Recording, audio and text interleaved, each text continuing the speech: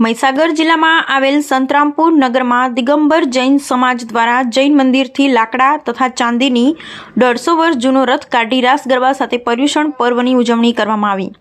શ્રી આદિનાથ દિગંબર જૈન મંદિર સંતરામપુરના પવિત્ર પર્યુષણ પર્વની ઉજવણી નિમિત્તે સંતરામપુર જૈન મંદિરથી ભાદરવા સુદ પૂનમને દિવસે ભગવાનની ગનગોટી નીકાળી સંતરામપુરના પ્રતાપપુરા તળાવ પાસે આવેલ અને નાશિયાજી જઈ પરત સંતરામપુરના જૈન મંદિરે આવે છે।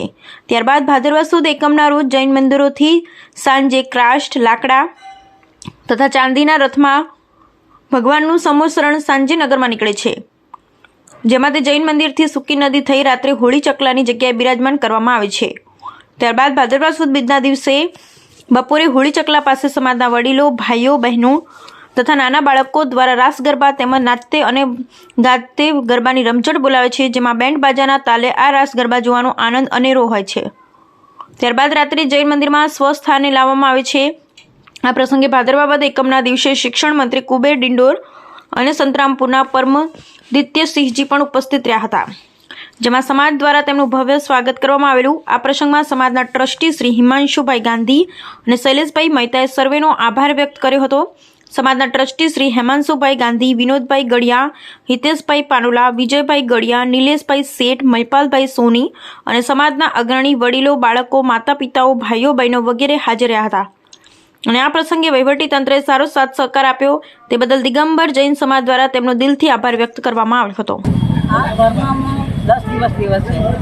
આ 10 દિવસમાં અમારે જેટલો નિયમ, તપ, વ્રત, ત્યાગ, ઉપવાસ જેટલા બી કરવા હોય એટલા અમે 10 દિવસ કરીએ।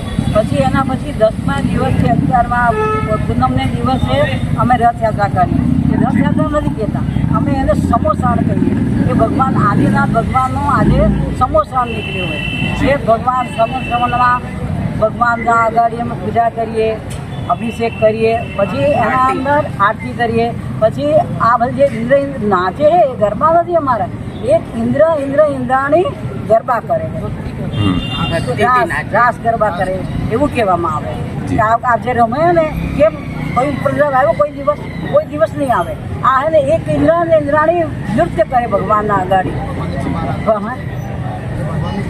હા, તે ભગવાનની તપના પ્રભાવથી એટલા બધા ઝૂમે થાય કે એને કશું વિકલ્પ નહીં રહે કે મેં આજે આ ઉપદ્રવ આવ્યો। જય જિનેન્દ્ર, હું રાજ મહેતા અને સંતરામપુરની સમાજ એટલે કે દિગંબર જૈન સમાજનો આજે તહેવાર છે। આપણે રવાડીના રથ સાથે ઊભા છીએ। મારા પાછળ જે તમે જોઈ રહ્યા છો તે ભવ્ય અને ઐતિહાસિક રવાડીનો રથ છે। દોસ્તો, જૈન ધર્મના અંદર પર્યુષણના 10 લક્ષણ પર્વનું એક અનોખું મહત્વ છે।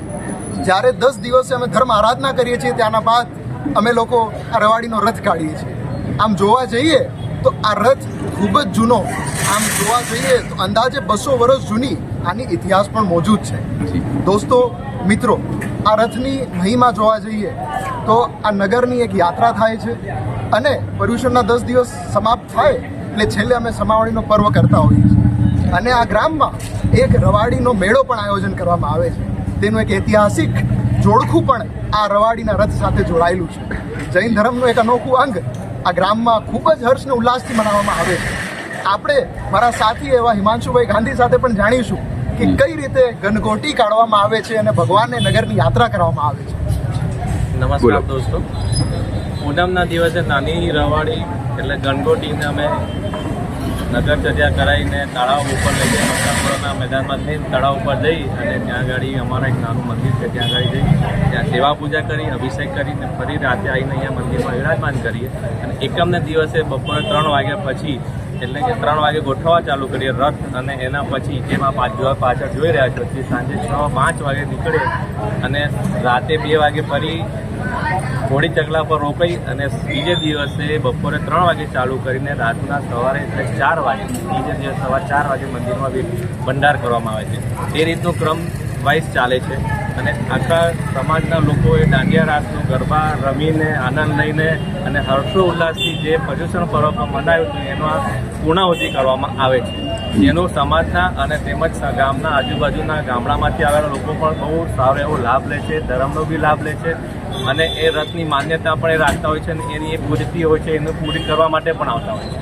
આપ સહુને અમે બધા સમાજજન તરફથી આમંત્રણ આપીએ છીએ કે આ રવાડી તો તમે ચૂકી ગયા, કારણ કે આપણે પૂર્ણ દિવસોમાં છીએ હાલ, પૂર્ણ સમય છે, આજ રાતની શું ઘડી છે, પણ આવતા રથમાં અચૂકથી આવજો, એકવાર આવો અને માનતા લો, જો પરમાત્મા કઈ રીતે માનતા પૂરી કરે છે, આ શ્રદ્ધાનો વિષય છે.